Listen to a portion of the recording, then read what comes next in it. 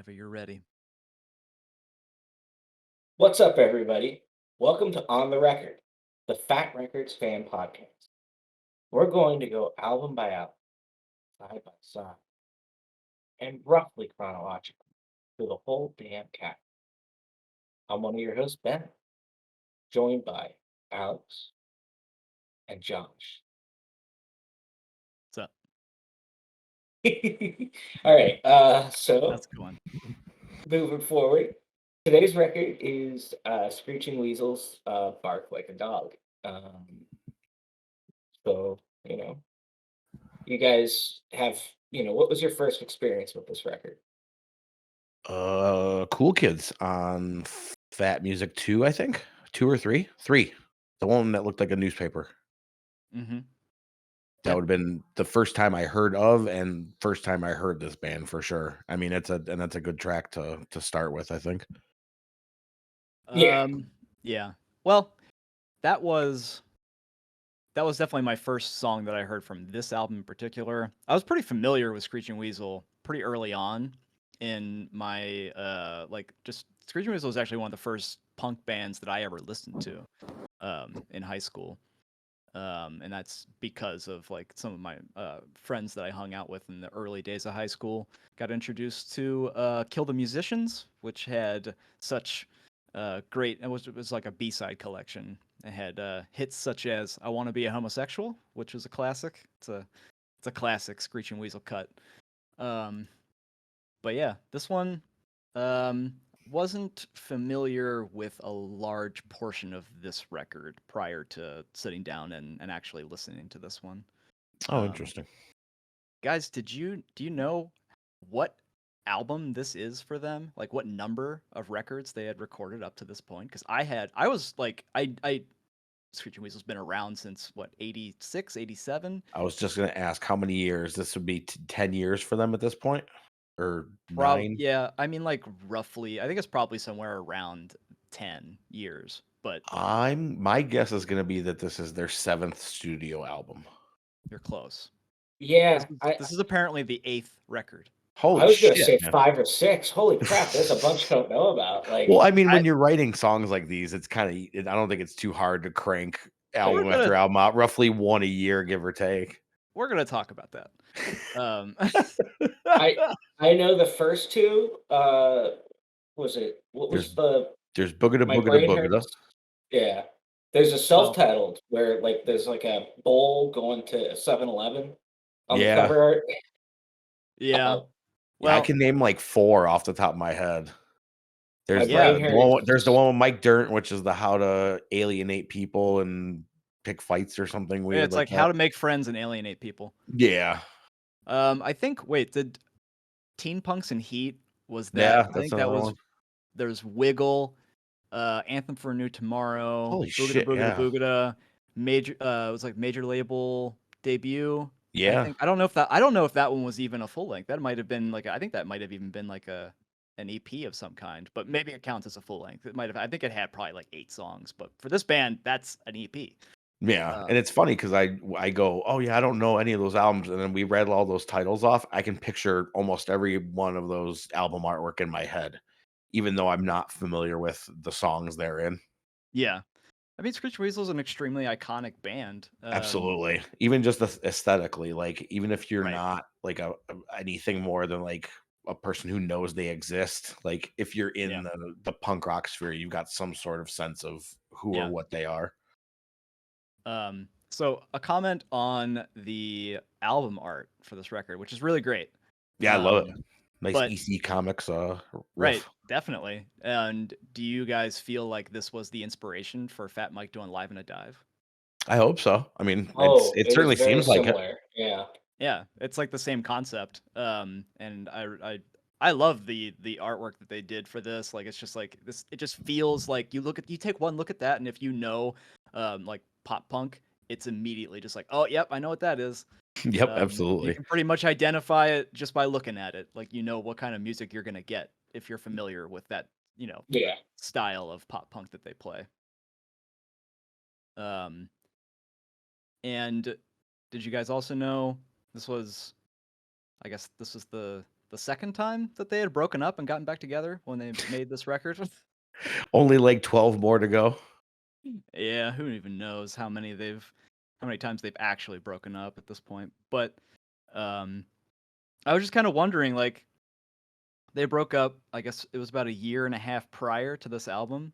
And I just have to wonder, like, did they just reform the band because, like, the Riverdales and Jughead's Revenge didn't make any money? I mean, probably. I mean, they're just hanging out on Nitro doing a whole lot of nothing.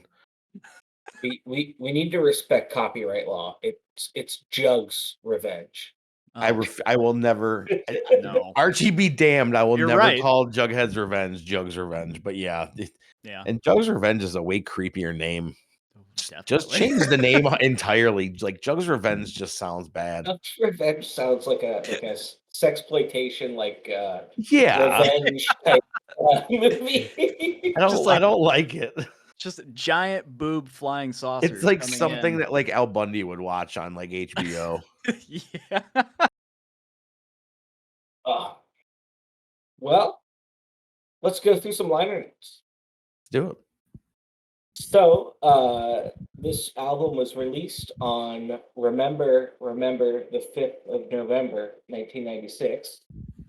The lineup for the band was Ben Weasel on lead guitar and vocals, Jughead playing rhythm guitar, Danny Vapid playing bass guitar and backing vocals, and Dan Panic on drums and backing vocals. Additional instrumentation is provided by T. Kettle Jones, who plays the keyboards on Cool Kids. But he wasn't good enough to play the keyboards on The First Day of Summer. That was Jimmy Spectacular. It was True to his name. It was recorded at Uber Studio in Chicago, Illinois. Is this like one of the first ones that was not recorded in California? It seems like it, yeah. It's one of the few up to this point, other than obviously anything that came from the UK wasn't. But Yeah. I think 88 most Fingers everything Louie else probably was not Yeah. recorded in California either. But That was probably another Illinois one too. also Chicago, yeah. I'm assuming. I don't know if Dan Precision was producing stuff at that point. That may have been one of his earliest things. no. So this was produced by Ben Weasel and Mass Giagini. Yeah, I've Genie. never known how to say his name. It was recorded by that guy too. Not going to try to say his name again. And Brendan Burke and Mark Schwartz. All of the songs are written by Ben Weasel, except for "Get Off My Back," which was written by Danny Vapid, which might be my favorite song on the record. So It is a good one. we can Mm-hmm.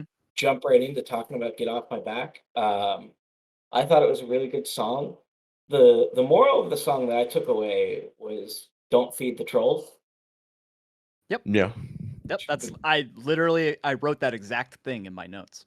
Do you know what else I wrote for mine? What's that? I'll starve.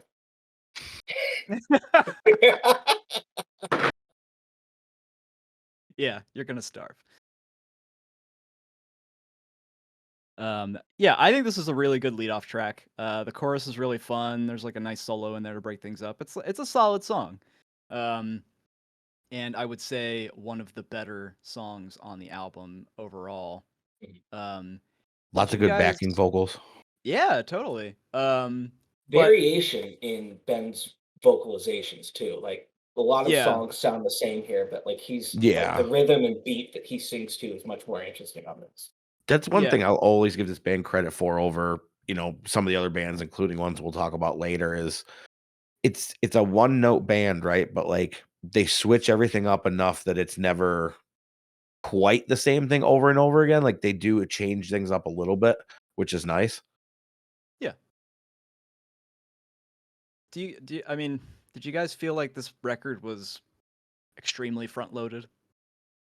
Yes. Yes. I really felt that big time. I think side 1 is far better than side 2. And even then, not super hot on most of this. But let's talk about what I think is, pretty easily the best song on the record, and that's Cool Kids. Yeah. But I think this song is one of the best Screeching Weasel songs, period. It's really catchy. I Super catchy. love those keyboards. Like it's just like it's a great song. Um, Is this album one of the first times they've ventured into using keyboards? Because I'm not super no, familiar with the earlier records. Has that been a pretty common thing for them no, up they've to this used it point? throughout. I think. Okay. There's I there's like it. definitely I wish they would do it more. there's some really memorable songs that they've done prior to this one where they incorporated keyboards. There's some really good ones on Anthem for a New Tomorrow, which is like Mhm. Yeah. that's a really good record. Um, That's the one with like the and dude with the 3D glasses on the cover. yeah, Yes. Yeah. yeah. Okay. It's also, I mean, it's also probably like um foreshadows them going to Fat because I think it's Peter Brady has Fat Mike doing guest vocals on it. Oh, no shit. Yeah. So I think and that record was like I think it was 95 maybe or 94. Oh, yeah. That would make sense. Yeah, it was like the third or fourth Screeching Weasel song I heard. I remember it being on my like 12 song MP3 player for a little while. Hell yeah. Um, I thought it was really cool. Probably one of my favorite songs of theirs when I was younger. At the moment, there are times where the song feels just a little too campy for me at times, but like he's got some great goofy lyrics in it, and Yeah. There's you one know, thing in particular I want to call out in this song that is just so feels so obscure that I just didn't even know what to do with it. It's where he says they're a real cool bunch of Diflettermouseketeers. Yeah, Deflator Mouseketeers. I'm not sure what Deflator So Mouse is. what I it only know it is, from the Tick. yeah, wasn't even really familiar with that. But so what that refers to is it's a German opera from 1874 called Die Flittermaus, which it's translated to the Flittermouse or the Bat. Um, and there's really hard to come up with any kind of like synopsis of this opera because like everything that I read was like very detailed. So uh, the fastest way I can sum it up is that it's like about a practical joke that keeps going. I just don't, I just don't know why he references this That's a particular thing. very esoteric thing to throw out there, which it makes the Tick character even more funny because he's like a complete Batman knockoff. So the fact that you mentioned the bat, like that's an incredibly Yeah, like yeah, smart slash really dumb joke for a character. bizarre. I don't like why reference that. Like, was he really just? Maybe it's from the comics because I mean this would have been within the time frame of Ben Edlund putting out the New England Comic Press stuff. Oh wow, okay, So I mean, that it makes could have sense. been. I mean, these dudes strike me as like comic book and toy nerds. So I mean, it wouldn't surprise me. Oh yeah, he could also just, I mean, maybe that's how he heard it, but I would imagine he probably just really liked the pun. That too, Like yeah, like, there's no real meaning behind it, just the hey, pun works. right, but like, also, where are you getting that from? yeah. Like, where are To you even glean the reference is Yeah. crazy. to even think about that as something you can turn into that pun? Like, Yeah. it's impressive, but super weird. Yeah, very puzzling. Yeah, I just that really like after all these years of listening to the song, I just never picked up on whatever the Yeah, hell I know. that was. I always heard Mouseketeers, but I did not put together Yeah, that it was Deflator Mouseketeers. yeah, really strange. Um, but like lyrically, I mean, it's pretty obvious. Like I think most of these songs is just super obvious what he's Yeah, talking about. Um, but this is I think pretty clearly just a shot at the punk scene and how Ben Weasel. He's just always been a misfit. Even somehow within a crowd of misfits, the man is still a yeah. misfit. Um, Sometimes it works out There's a that way. great quote there's a great, quote in the Genius bit, about exactly that. Ben still considering himself the blackest sheep amongst a crowd of them. Um, oh, yeah, yeah. Uh, I mean that just makes too much sense. Um, but yeah, I don't really have anything else to add on Cool Kids, but it is my favorite song on the album. What'd you guys think of The First Day of Summer? I really like this song. It's obscenely catchy. I think the keys are really good. Again, more gang vocals. The "Here Comes Summer" part is probably one of my favorite, like, singular moments of the record. It's just very, like, silly and fun. I think it is a very good song that overstays its welcome. Um, like A lot of these songs feel that way to me. it's way Screeching Weasel song should never break 3 minutes. Mm, yeah, Straight no, up, I'm that's too long. I'm with you. And he does like the other gripe I have other than length is he does like this really drawn out singing a lot on this song in particular, and it just kind of grated on me towards the end, hearing him hold notes for very long periods of time. Yeah, this song does feel artificially inflated. Um, like they really just could have ended it earlier, they just didn't, and I don't totally understand why. Um, It feels like a recurring thing with all of the, like, mid-tempo songs on this album. Like, mhm, anytime they slow it down and let a song breathe, it's a it seems like problem. it overstays its welcome, yeah. Yeah, But you can still do a mid-tempo song and still make it short, like, it's you don't yeah, have to draw it out. right. So, I think so there's a drum solo in here that's really cool.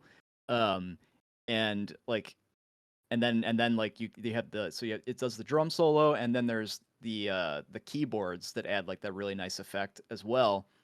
And then right when I think the song should end, they repeat the verse and the chorus again. It's like, well, why did you even Yeah. do that? Like, I don't know. I just think that there's some creative ideas in this song that if they had rearranged it a little bit, it could have been a way more interesting song. Like if you had started the song with that drum beat, and sort of just like I don't know. I just think if there's in a world where you just like remix the song, like just like move some parts around.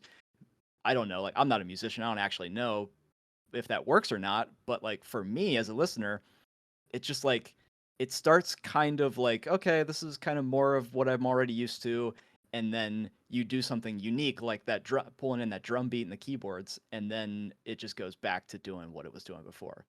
Um, I still like the chorus. I think the chorus is catchy, like you said.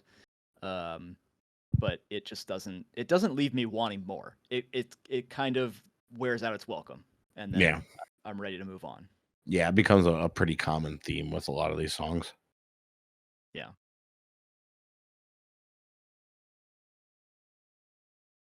You'll Be in My Dreams, I thought was just fine. Yeah, I really like the drums on it. The whole record has a really, really good drum sound, and I mean, they do at least one more album on Fat after this, which also coincidentally may be the same production team, but the drums on that one sound pretty stellar too. That's about all I had for this one. I mean, it's a fine song. It's nothing amazing, nothing terrible. Yeah. I Again, agree. kind of overstays its welcome a little bit again. Um, yeah. I think the song's decent, but the I do kind of like the lyrics on it because it's like just it's kind of sexy in a really gross way. Because he says, "I'll run my yellow fingers all through your yellow hair. Yellow teeth will pull down your underwear." God, yeah, just Fucking ripping gross. ripping Marlboros. God, couple packs of Camel Turkish Golds. Oh fuck, dude. I was more of a Turkish Royals guy. Yeah, I did a 2-week smoking habit. It was 2 Turkish Golds for me. I was trying to talk to a girl at community college, and it didn't work, and I wasn't good at smoking, so I quit. I was very bad at smoking. You would think growing up around, like, a dozen people that smoked packs and packs a day, I would have picked it up, but it did not work out. It's a good thing for you. I would say so. I got Yeah. enough going on. So you blister my paint. Mm. Love the song title. Yeah, I do, yeah. it's a really good line. The thing that I wondered listening to this was, is it really that hard to bring out the worst in Ben Weasel? No, it seems like he's looking for a reason to bring out the worst in Yeah. himself. I think he defaults to the But worst. yeah, Ben Weasel's go-to mode is hammer looking for nail. Like, Yeah. that's pretty much it. That's very fair. I thought the song was all right, but again, I thought this one way overstayed its welcome. Yeah, it's kind of boring. It was kind of boring. Yeah. I mean, I like the chorus on this one. It would get stuck in my head while I was listening to it. Yeah, there's the I problem is that there's songs that do what this song does, but they do it better. Yeah. But I will say, to sort of further back up everything you've been saying, Josh, I think the backing vocals do a lot of work on this Yeah, song for sure. to They help it save a out. lot of this album. Yeah. Absolutely. Yeah, totally. Because it just becomes so impossibly catchy that you almost forget that you don't really care for the song itself. Yeah. That's that, the candy coated aspect of pop punk, I suppose. If the hook's good enough, you can forgive quite a bit. That's true. At least in my case anyway. Yeah.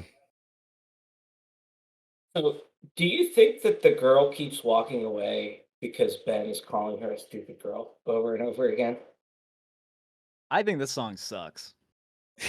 It's the first borderline incel song we'll talk about today. Yeah, I just It don't just like this song. it just keeps going. I mean, like, I feel like you've already heard this track It's before. not Like, even that long. I know, but it's just ugh, it's like a Monday. It's like a bad Monday. It just keeps going.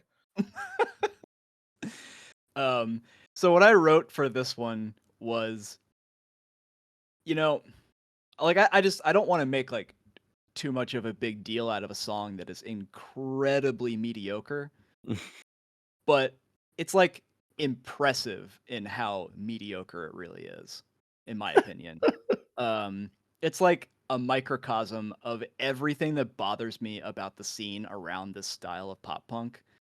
It's homogenous, derivative, and the lyrics just sound like they were written by a basement dwelling incel. And Yeah. it's just It and I, sounds I it just it's got so many problems. It's like you hear it in passing, you're just like, what's so bad about it? But when you actually think about it in the context of like their entire catalog, you're just like, this song is just like, why does it even exist? Just you shouldn't have even yeah. written it. It's like Because they've already written a song just like it. And that's goes for a lot of the songs on this album, I think. yeah, this is like the song equivalent of like a 36-year-old dating a 21-year-old. Just not And nobody wants it. Nobody needs it. Everyone thinks it's a bad idea. yeah, and then lyrically on top of everything else, can either of you even fucking imagine a world where Ben Weasel is playing the White Knight? Because it's just Oh. ridiculous. It's just crazy.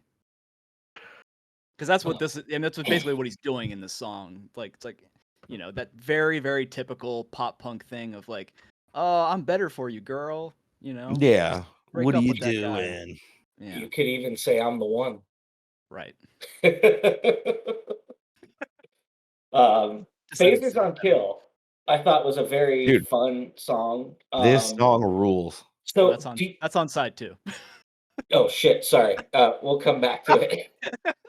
Spoiler alert, it My rules. notes aren't split between side one and side two, but Okay, so hang on. So real quick though, I want to call this out because we were talking, we've been talking about how a lot of these songs kind of just sound like been there, done that.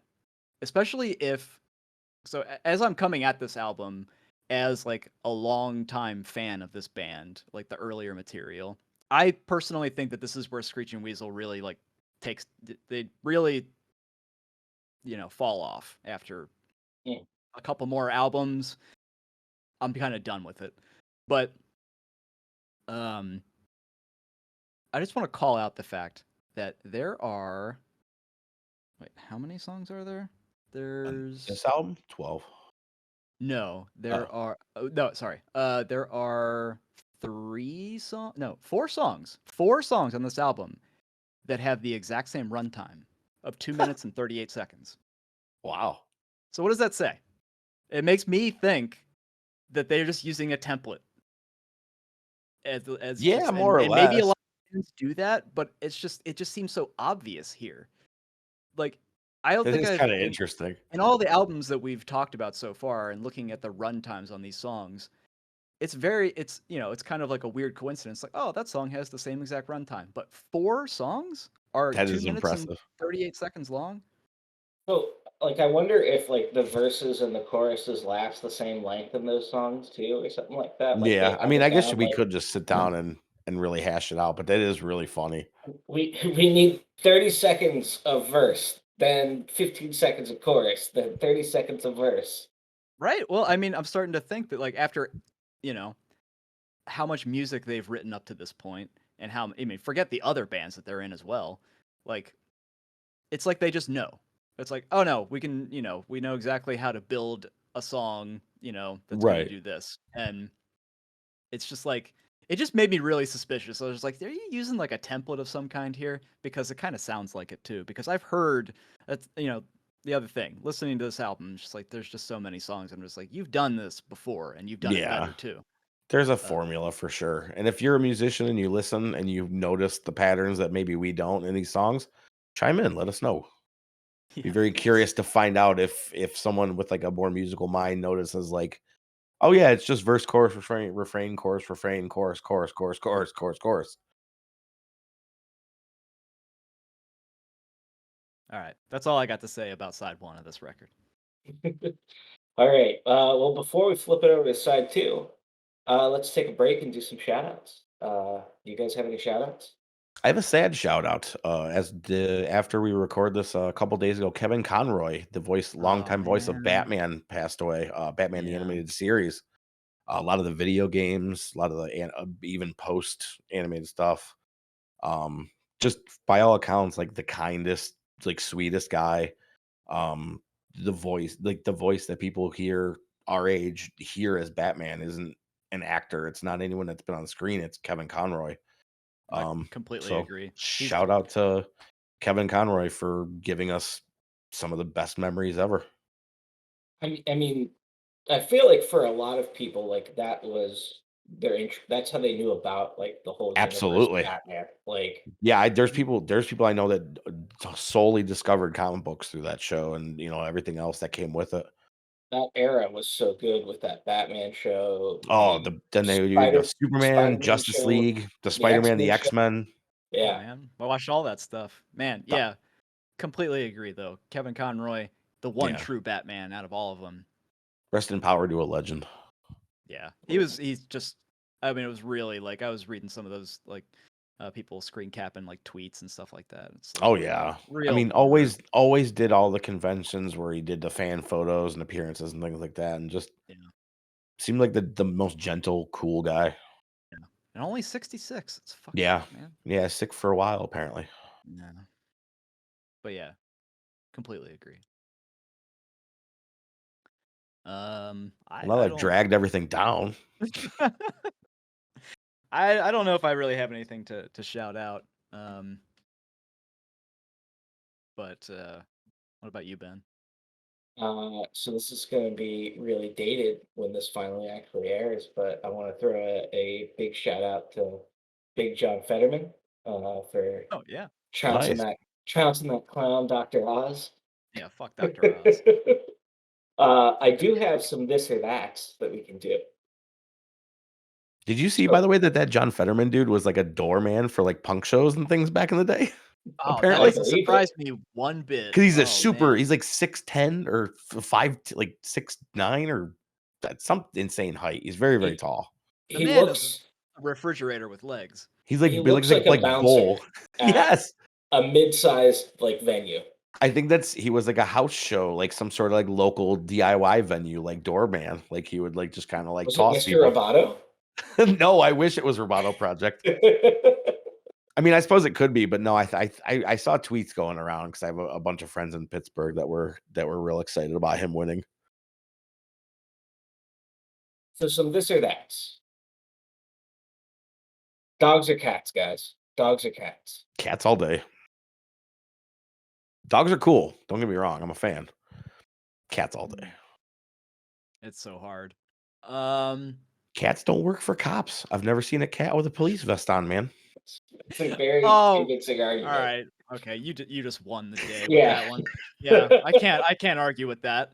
I it is very difficult for me. I always grew up with cats, so I guess I'll say cats, but I do love dogs. Yeah, I'm a fan. I will, after my two precious boys pass away, I will definitely get a cat sooner than I will get a dog. Um, Dogs are just a lot of extra work, I guess, unless you have like a backyard you can just slide open. Yeah, But then, it's like taking care of a kid, except like you have to make sure he doesn't run away yeah, yeah, cats are much easier to take care of. for sure. You go out for the weekend, like you just dump a bunch of extra food in the bowls, Yeah, give and him some like give toys, plenty of extra water, food, yeah, and they're good. clean shit box. They're Yeah, good to yeah. go. I mean, dogs you can't leave home alone for 2 days. No, because people call the police. Or break your window. Oh, we're running the air conditioner. He's listening to Steely Dan records. It's fine. He's I put reeling in CN the ears. I put CNN on for my dog. You would. Well, so he stays with my mom like a couple nights a week because I spend a long time at work, a couple days a week, and she has CNN on all the time, and so it's just become like comfort noise for him. I think I don't know. That's what I've been Now doing. your dog laughs like Anderson Cooper on New Year's Eve. How does that sound? I don't know. I'm not even gonna Uh, attempt that. Don't even nope. Can't even do that one. I have no idea. I barely know what Anderson Cooper sounds like, let alone laughs like. I'm sure it's very high pitched. so winter or summer? Summer all day. That's why I live here. Begrudgingly summer, like the beginning of summer and like the tail end of summer, but not so much like the middle chunk. Um, so tough to say. I want to say winter. Really, the answer is both. My Which is favorite you parts, get fall. my favorite parts of summer are really just late spring and early fall. Yeah. Yeah. Yeah, it's kind of where I'm at. The depths of summer, and I feel like this is different for both of us because we live in much more humid areas. Because if I was living somewhere with a more dry climate, I don't think I would hate. I mean, I don't hate summer, but I wouldn't have Right. as much of That's an aversion yeah, the humidity is a huge part of my issue with summertime for sure. because it's never been as bad as it is here when I've gone out to visit you in LA, Alex. Like No, but with climate change, it's California is starting to experience humidity. What climate change? And it's really throwing people for a loop out here because we had some time this year where people were just like, what is happening right now? And it's because there's actual humidity and it fucks with people. Um, yeah, it's a bad sign. yeah. Bad sign. Well, is it maybe that helps the water crisis in the long run? Don't think so. Sure, everything's gonna be covered in water sooner or later. That solves the water crisis as far as I can tell. um, oh man. Do you remember your dreams? Yeah, Not really. mostly. There's some where like I wake up and I am like I can grasp like memories of it, but I can't figure out what happened, if that makes sense. There's a lot like that for me. What I have noticed is that my dreams like have like a geography to them. Um, Interesting. Hmm. like there's like a common city that a lot of my dreams happen in, and it's just like an amalgamation of like Cincinnati and Philadelphia and stuff. Sure, but it's all Um, like landmarks you recognize and things like that. no, I don't quite recognize them. Everything looks slightly different, but Okay. it's Almost basically like you typed in like an AI description of some place you actually knew. yeah, yeah. Okay. That's a that's So kind of relevant. scary. That's kind of Like scary now that you point that out, and maybe that is what the dreams are. like an AI art version of your AI memories. generated dreams. We're all in the doll mini. Yeah, Uh, definitely. so yeah, and like I normally see dead people in my dreams at airports. Whoa, that's Wow. so specific. It's That's unbelievable. very weird 9/11 Yeah, vibes. I have a lot of airport dreams. Hmm. I hate airports too, There you I go. know. I but know this. it makes you've experienced directly a couple times. My yeah, I don't know. I'm not a fan of airports, but it's all right in the dreams because it's you don't have all the hassle in the dream. All right, last this or that: Star Wars or Star Trek? Star Wars. Although I'm not opposed to Star Trek. I'm not an anti-Star Trek guy. I grew up watching, was it Next Generation, which I always really liked, but I never really ventured any further or, back into the original series or anything like that. Seen a handful of movies and they were fine. Star Wars has a lot of garbage too, but there's a lot more that I connect with Star Wars. It's hard for me to say just because when I've seen like really old Star Trek stuff, don't ask me what era, any of that stuff, because I just don't fucking know. I've found like I like what Star Trek does. It explores certain ideas. It's a show that's more about ideas than it is about plot, and I really appreciate that about Star Trek. I don't think the movies do that. I think the movies that I've seen have just been whatever. They're just not really for me. Um, so I guess I'm gonna have to go Star Wars, but I'm completely Star Wars out, man. I'm just Yeah, like there's a lot. I'm just it's the same with like all the Marvel stuff. Like Sure. Disney just Even runs when it's good, it's a lot. Like it's Too overwhelming. much. Disney just runs everything into the fucking ground. Like it's just like I'm tired. Like can we just take a break? But all of that said, I've skipped a lot of Star Wars content in recent years because I just can't. I just can't even begin to care. And it's the same with Yeah. Marvel. But I did watch some of that Andor show, Oh, and I it's hear it's actually phenomenal. it's I've heard really great things good. about It that. is very very good. Allegedly doing a second season too.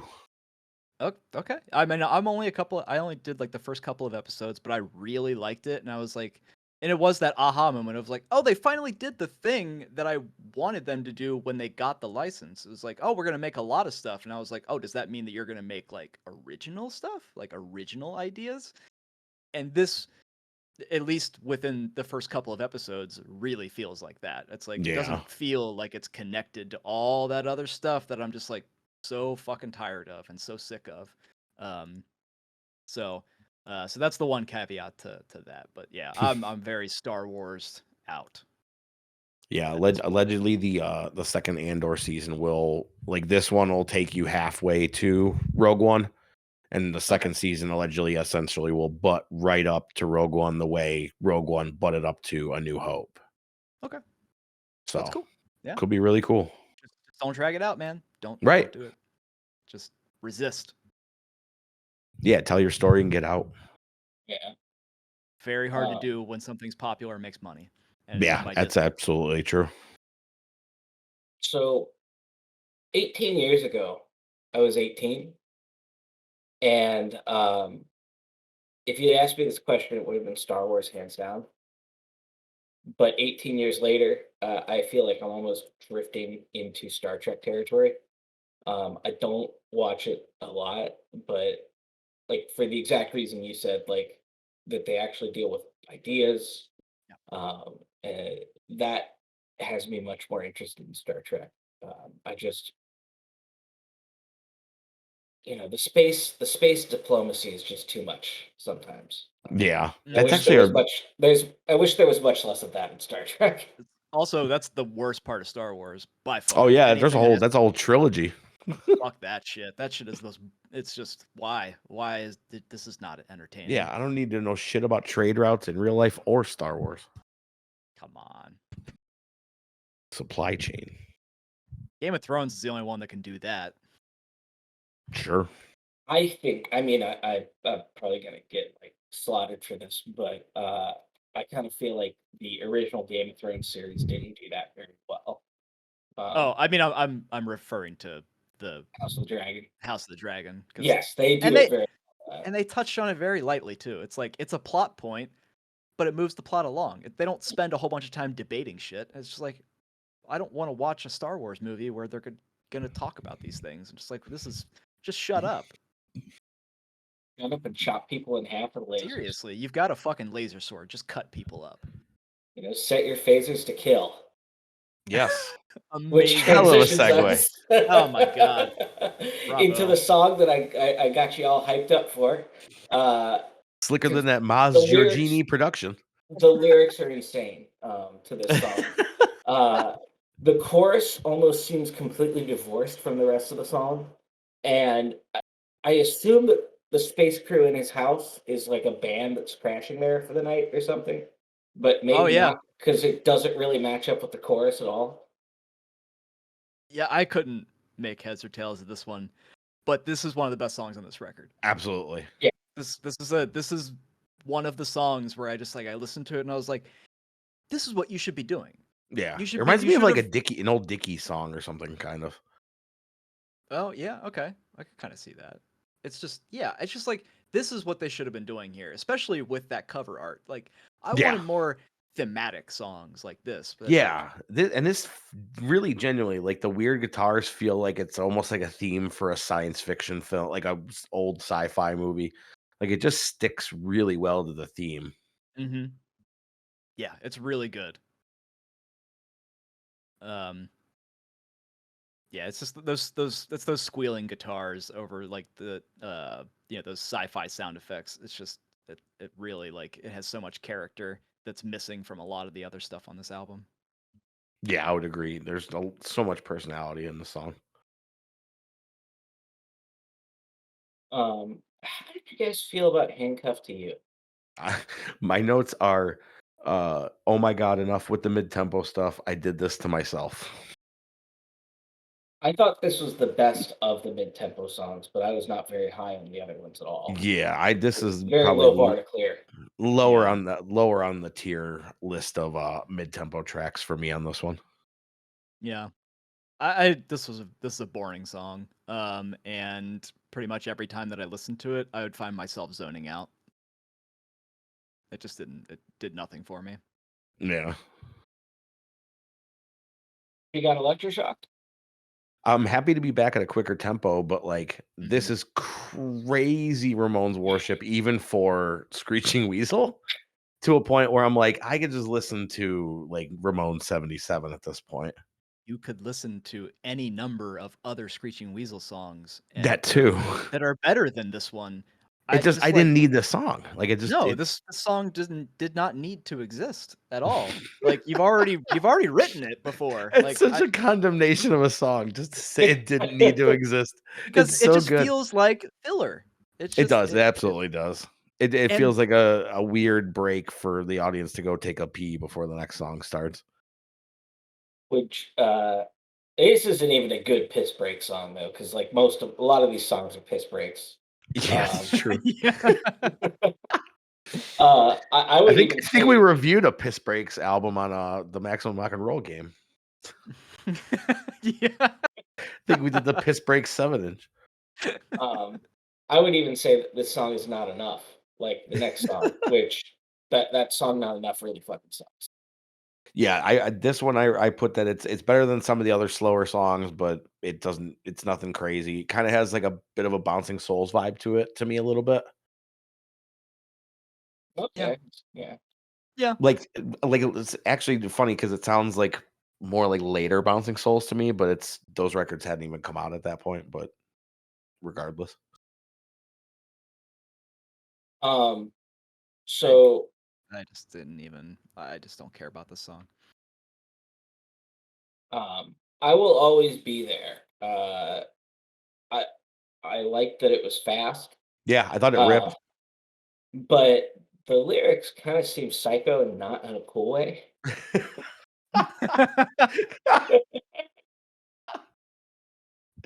Yeah, I think that's a fair statement. Oh, I gotta pull these up now just because I don't have them on hand immediately here. This is just another song that I feel like they've already written this song before. It kind of feels like an indication of where Television City Dream is gonna go because it's got like a pretty similar aggressive tone to that album where it's like a little more hardcore leaning.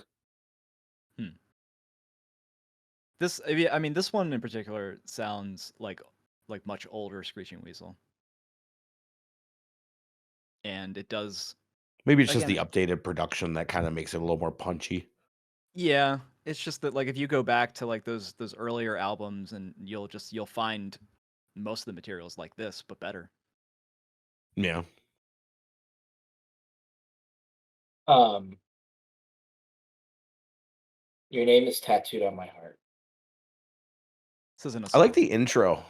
It's just a weird one. It like builds and builds, Not a and song. then It's a non-song. yeah, but like right when you think it's gonna go somewhere and it's getting really cool, it like fades back out. And it kind of feels like it's like the end credits to like a movie or something. Yeah. I like it. I wish I had more of it, but because it's like probably the most interesting part of the album, but then they don't do anything with it. It just doesn't go anywhere. It just builds to nothing. No, It's a fucking bridge to nowhere. it really is. It's a bummer because it's cool. I think it's a really neat piece. I wish they would have It done more with it. right. It could have been something, Yeah. but they It's just good. I chose. mean, even if you just put this as an intro to the album, I would have been fine with that. Like, it would have Sure. been a little weird and a little jarring, but at least you would have done something interesting with it, Yeah. or It like a mid album breather or something. Hmm. yeah. I just don't know why it's even on the record. It feels like a lot of these songs just. It's like, oh, we gotta have X number of songs, so let's just Right? Yeah, we need we need at least. Mike said we have to have 12. So, right. That's really but what it feels pull like. out that electroshock song that Yeah, you it's were like talking you about did the last record. assignment, but you that's kind of all you did. It's like padding your essay with like a bunch of extra words. Yeah. Um I just think that the way I feel about this record is I could totally see it if this was your first Screeching Weasel record, I could totally see you being like really into it. Sure. Yeah, absolutely. Um I mean, this was one of the first ones I heard, and for the most part, I still really like it. But there, like we said, there's a lot of junk on it. it's just that like somebody who has been like listening to all the albums that came before it is going to get to this one and probably have the similar reaction that I've had where it's like we've already heard a lot of these songs before, but you've done them better in the past. These feel like rehashes in a lot of cases. Yeah, I would say there is a very good EP here. Yes. Yeah. for sure. Like a 6 or 7 song release. Yeah. And I just want to be clear that like I seem pretty down on the album, but like it's well made. Like and And the overall, it's a songs fun listen. Like right, the it's songs are not bad. no, It's just like what I'm just getting more of what I've already heard before. And it's not super creative and it just doesn't hold my attention. But there are yeah, some, there's like those couple of like real standout songs like Get Off My Back, Cool Kids, and uh Phasers on Kill. yeah. Phasers on Kill is so good. Yeah. Yeah. I'm Um pretty much in fun agreement. Yeah. fun Um, fact about Cool Kids though, real quick. This one charted somehow. Really, Billboard, well, so not like on like the top 100, top 200 or whatever, but it was on the US top heat seekers charts. I was gonna It's like ask if it was like the up and coming thing and or it hit whatever. yeah, the up and coming on your 8th album. Um and Descendents did something very similar, which is also surprising to find out. But yeah, it hit number 34 on US top heat seekers for that one song in particular. Um, Everybody and gets then one. yeah. Um, the other question I kind of had was, um, any idea where the title of the record came from? Not a clue. I had a theory. Because I have That a theory. I think that it's like a rib on Fat Mike That would because make sense, Fat especially with Mike. the artwork and stuff. Yeah. Well, no, Fat Mike is a noted, I believe, is a pretty noted fan of S&M, right? Yeah, I mean, he's And got so, a large tattoo of a dominatrix on his shoulder. yeah, and the dominatrix yelling at you, "Bark like a dog," right? Like I've that's what never I was heard that, envisioning. really. Oh, wow. Huh. That's, huh. That would have been a So, nice touch to make the cover model look a little bit more like Mike too. um, just because I thought it might be like a reference to the Queers song called Ben Weasel. because Joe Queer in that song, the lyrics go, "He drinks mud, he smokes butts, he's glued to his TV, but when I drink a brew, he frowns on me. He paces in his living room and festers every night, but we know that his bark's worse than his bite." Oh, interesting. That would be a fun nod too. I could see that. Yeah. When did the Ben Weasel song with the Queers come out? Oh, it was already out. It was. Wow. Well, speaking of the Queers, it's a good segue into talking about "Don't Back Down" by the Queers. That's going to be our first rival record. Um, kicking it off with my thoughts on this, I thought that my thoughts on this album were that the Queers are one-trick ponies that can Yes. do that. They can do that particular trick very well. Oh yeah. Um, However, I am not a huge fan of listening to 14 variations on that single trick.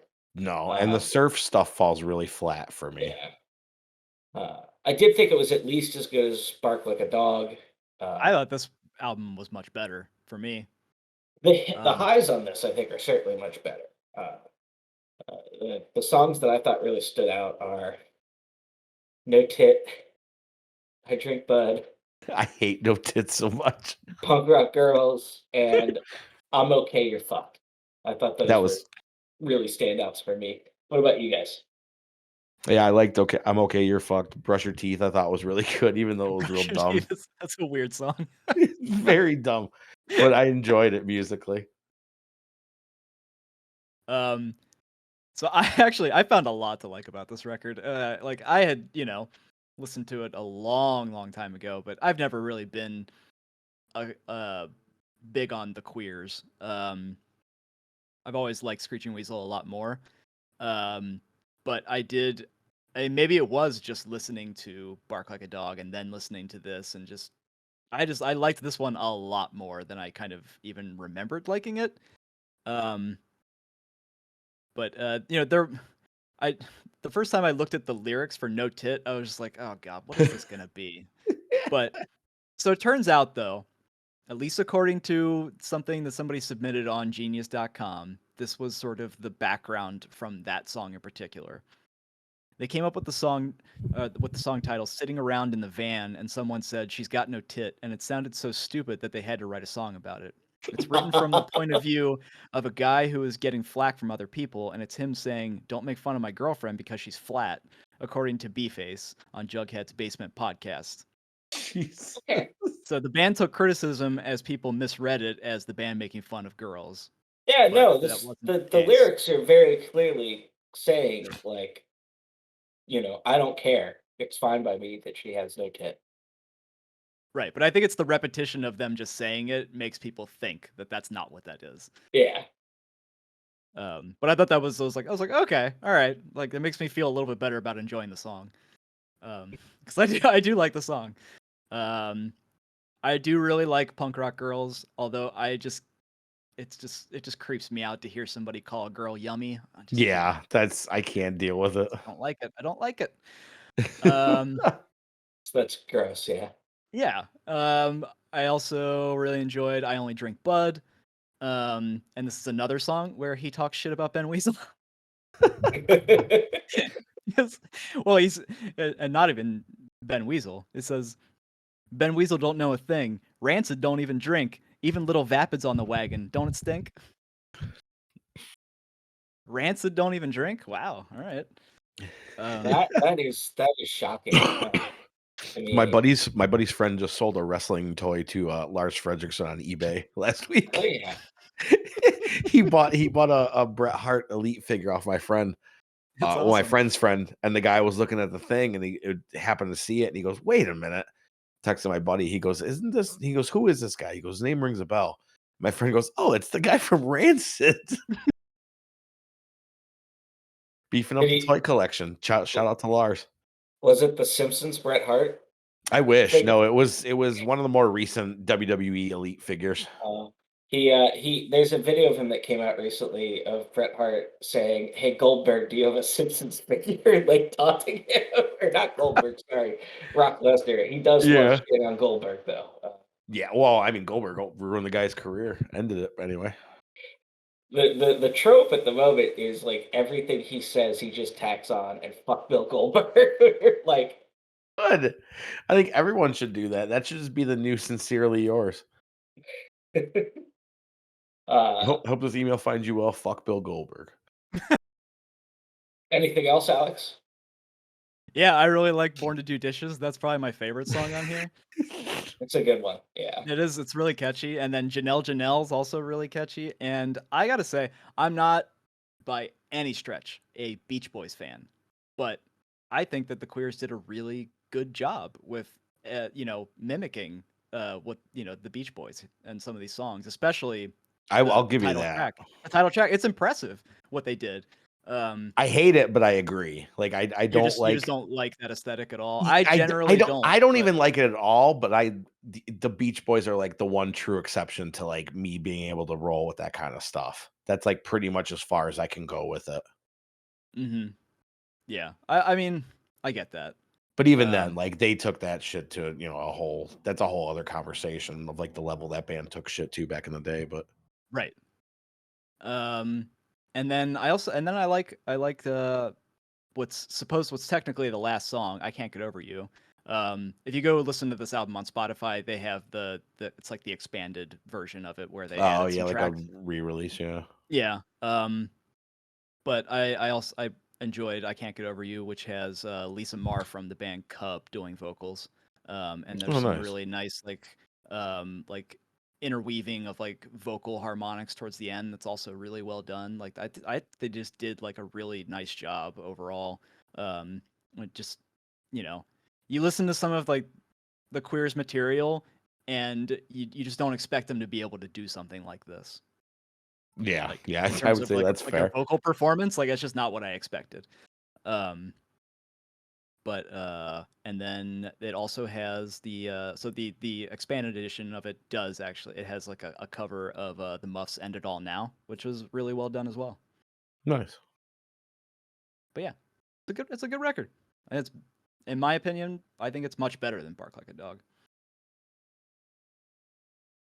Well, I think there's one record we can all agree is better than Bark Like a Dog, Yeah, and there's that there's is one star of this episode. yeah, and that star is "Everything Sucks" by the Descendents. Mhm. I have like my memory of buying this CD at the mall is still like super vivid to me. Yeah. Um, Really? Mm. yeah, no, well, like my mom was really into censoring music at the time, hmm and like listening habits. She at one point broke a Rage Against the Machine CD in half, telling me that the machine is your parents. Uh, she did pause. Real ego driven shit, mom. She did pause at Unicoi, but kind of let it go. Um, Unicoi. I suppose this song about chopping your dick off is okay. Uh, so this record is almost perfect front to back. I It's like when I it's wrote real damn close. Yeah. when I wrote out my favorite songs. It's most of them. Yeah. There's only one song in this record that I really can't get down with as much anymore, and we've already hinted at it already. It's "I'm the One." Yeah. Again, more lyrics that are like I still, Aged real poorly. yeah, and it's not like they get into like saying like pretty disparaging stuff. It's just like not respecting, you It's a know, lot of like somebody entitlement else's and like desires. Yeah, self-righteous kind of entitlement. shit. Yeah. Yeah. The music video for the song is a lot of fun. It is. And I'd even say this is probably to me the best complete album the Descendants ever did. I Um, would agree with that. I would also my question I was gonna pose to you guys, are the Descendants pound for pound like the best punk band overall, do you think? In terms of like a group of musicians like playing as tight as they do, because this band really is killing it on this album. They are, but I mean I can't agree with that. But I mean this is easily one of I mean maybe their best record, Yeah. which is yeah, even more impressive considering this was a technically a reunion record, even though the record was mostly written before Milo even decided he wanted to come back. Yeah. Um, it's an all you know, record. it is. Well, I it It was was supposed I to originally an all be. record. Yeah, the all I, Um, demo of of I this was record just is gonna pretty say good it's too. yeah, so good. I love it. right. But like that's the thing that I found so interesting about going back to this record after having listened to that. I'm just like it's like oh when I listen to this, I'm just like, oh, I can tell that this was supposed to be an all record because you have Milo singing the way Chad would have sung some of those songs. That's Like, a good I'm the point. one. I think that's Uh, why I never thought about that. I think that's why I but he like does. this. If you listen to Mass Nerder or Problematic, and then you listen to this one, you'll be like, oh yeah, I can Yeah. hear how Milo is basically just mimicking the way Chad would have sung it. And that sort of sticks too, because they do Cool to Be You after this, and it's a pretty similar vocal delivery for the most part on a lot of those songs. Yeah. Like there's a few that go back to like the real early, like hyper wordy, like quick delivery, like of the Milo Goes to College stuff, but it does kind of stick in that more melodic delivery after this. Mm-hmm. Yeah, but I think it's probably because they found so much success with this album. Sure. Oh yeah. And they did because speaking of earlier about like Billboard charts, this release landed at number 132 on the Billboard Top 200, which is just kind of Wow. a miracle to me. and um, and then it was number 4 on Top Heat Seekers. With singles like "I'm the One" and "When I Get Old." I guess "When I Yeah. Get Old" was probably the most popular song in the general public from this album. It's like if anybody that was just like passingly familiar with the Descendents, that's probably the song they know from Sure. what I read. It's one of my Anyway. favorites on the album. It's a good one. Yeah, I like Yeah. When I Get Old. But what's your favorite song? Do you have a favorite? I like Sick of Me quite a bit. That's my favorite. That's my favorite. I like Sick of Me a lot. I will say that I have tried his benign neglect dating strategy before, and it often blows up in your face. Don't lesson learned. Don't go to Milo for dating advice. I wouldn't. Don't go to any punk band for dating advice. But my favorite song is Rotting Out. Rotting Out's very Great. good. Yeah, it's a Really, really really good good one. song. Yeah, it is one of the best songs. I So love Coffee many. Mug. Coffee Mug is Coffee also Mug is really such a great. fun song. That's I 'cause remember that's hearing that's the classic first Descendants. Descendants song I ever heard. Is it? Yeah, Punkorama 2. I got Punkorama 2, and the day I bought it, I put it on. I think it's the first song, and then it leads into Pennywise Perfect People. So it starts off with that quick riff, and like at that point, I don't know that I had heard a song as fast as Coffee Mug is. And it's done Yeah. in what, like 38 seconds, I think, or something like that. And it made its mark immediately. Mm-hmm. Yeah. Um, I really like that one because particularly it just reminded me of the older Descendants stuff, Yeah. which I think is to go back to like we were talking about earlier about just Descendants overall. They have some absolutely amazing records. They have some records that I just can't recommend to anybody. Yeah. I'm more of an all guy. Actually, I'm definitely an all guy all day over Descendants. I definitely don't even touch Enjoy. Mm-mm. Mm-mm. I can get down with All and Milo Goes to College, but not Enjoy. And is there Yeah. one more? I don't want to grow up. I don't. It's That Yeah. one's got The some one good with the songs. the one with the baby on the cover. Yeah, That one's got some. That's got some good tracks on it. it does. It Um, does. It's just not as good as the other ones. No, it's As not. complete records. I just think, yeah, I just think that like Descendants are one of those bands where when you see something like because they did that sort of a greatest hits summary, um, that one really did have like a lot of like the best songs from a lot of those other records, um, and that sort of is like if somebody wants to get into Descendants, they want something that's like older. I would actually recommend just like it's like oh just listen to Summary. That has like most of the really good songs from all those Yeah. early records. It's yeah, I just you go to something like Enjoy, and I go through it, and I'm just like, I am not enjoying this at Yes. all. It's like way too SST. Yeah, that's just not It what I could like want. just weird fucking songs Yeah. to the brim. Banging on guitars and shit. And then all is just a real mixed bag for It me. is. I will admit In that. a big way. There's a lot of that early material that I just can't do. It's just not something that I'm into. The highs on all are really high to me. Like Coolidge is probably one of my favorite Descendant songs. hands down. Um, on this one, some other ones I wanted to kind of talk about. The song "Caught" is such an interesting like time capsule Yeah, it is. because Yeah, like definitely. it's pretty much all about Bill Clinton admitting to smoking pot Hmm. and a big scandal and like And now totally, we are so through the looking glass. We are Yeah, yeah, so dude. far away from that. yeah. A Like, more innocent time if ever oh there my was one. god, yeah, yeah. I thought the exact same thing when I heard it, and like actually like looked at the lyrics again. I was like, oh, Like, oh, that's adorable. Oh, yeah. no, he smoked pot. It's cute. Yeah. Didn't start an Um, insurrection. this place, I love that song. The story behind it's interesting. Apparently, he wrote that song about working at the University of Wisconsin. Mm, When he was like working as like a researcher there, like the song was about his actual job. Um, man, see, that's cool.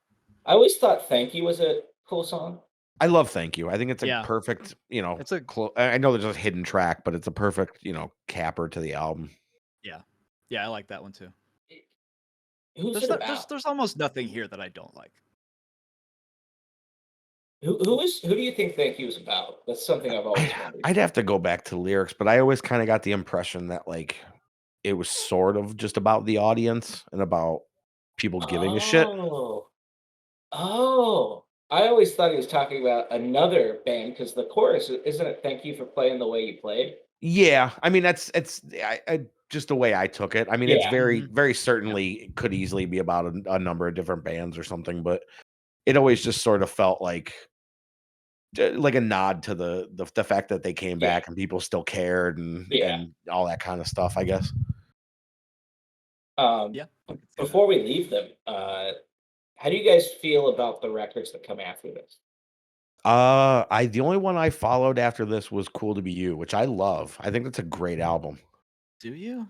I do. I think it's really fun. I haven't listened to it since it came out. There's some But I was, stupid songs, like there's that song about shitting that's just awful, but it's fun Awful. enough.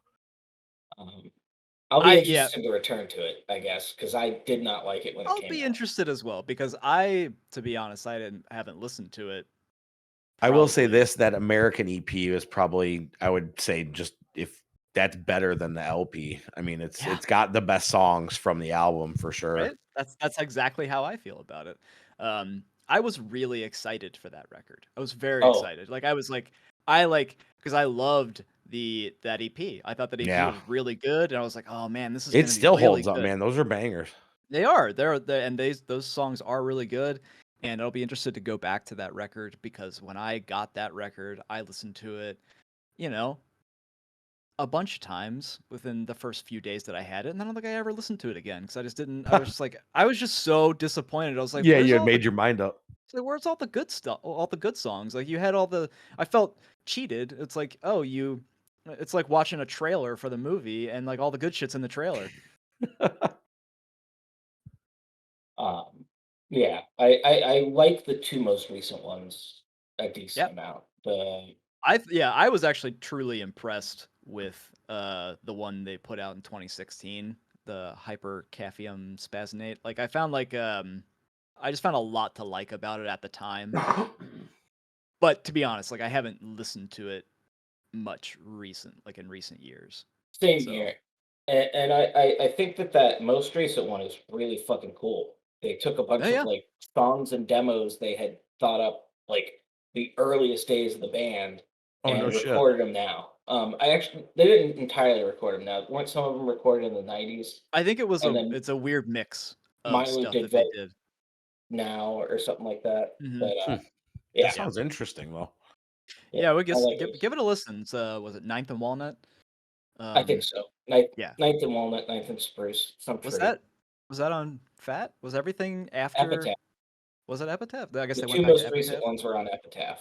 Okay, I don't interesting. think maybe they weren't too happy with their Yeah, who knows? we'll get to that record eventually. Yeah, So yeah, love Descendants. do you guys have anything more you want to say about Everything Sucks? To illustrate my commitment to a bit, I figured I'd share my screen real quick and show my all tattoo. See if this works. Don't break it.